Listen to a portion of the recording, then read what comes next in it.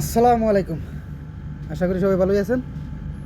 2 মিনিটে কীভাবে page delete করতে হয় চলেন তাহলে আমরা দেখি। চলেন আমরা স্ক্রিনে যাই। ওকে, প্রথমে আমরা ফেসবুক অ্যাপে চলে যাব, ঠিক আছে? চলেন তাহলে, এই হচ্ছে ফেসবুক অ্যাপ। ওকে, এখন আমরা দেখেন উপরে আপনার আমার প্রোফাইলে 3 ডট মেনু আছে, ঠিক আছে? এই 3 ডট মেনুতে ক্লিক করবেন। এই দেখছেন, এখন আমরা সিধা চলে যাব। উপরে দেখেন ওই আপনার উপরে দেখেন একটা আপনার কেবল এই সেটিং মেনু আছে, সেটিংয়ে ক্লিক করি, ঠিক আছে? এবার স্ক্রল ডাউন করে নিচে আসবো, ঠিক আছে? নিচে আসার পরে দেখতে পারবেন আপনার অ্যাক্সেস অ্যান্ড কন্ট্রোল, ঠিক আছে? এটাতে ক্লিক করবেন।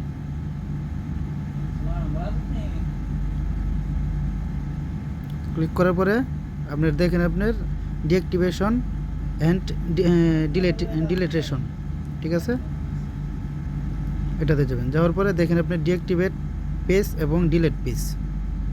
আপনি যদি দ্বিতীয়বার আপনি এই পেজটা আনতে চান তাহলে ডিঅ্যাক্টিভেট রাখবেন, আবার যত কিছুদিনের জন্য বন্ধ থাকবে। আর যদি ডিলিট করতে চান তাহলে নিচে ক্লিক করবেন।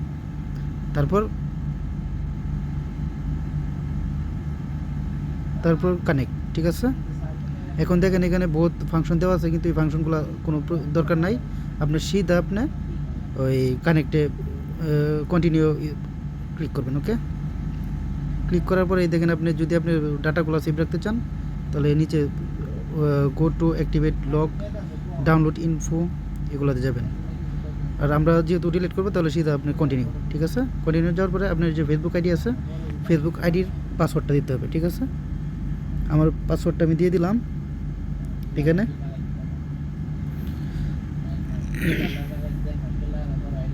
এখন কন্টিনিউ, ঠিক আছে?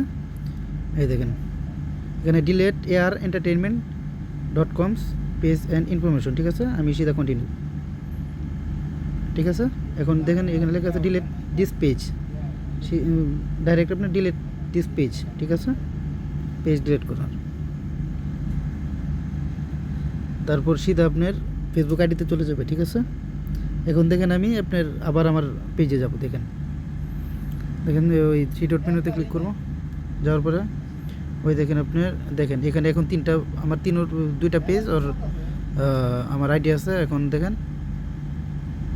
সিধা আমি আবার ব্যাকে যাব। ব্যাকে যাওয়ার পরে এই দেখেন আমার আইডি আবার লগ ইন করলাম, ঠিক আছে? লগ ইন করার পরে দেখেন আবার আমি চেক করব।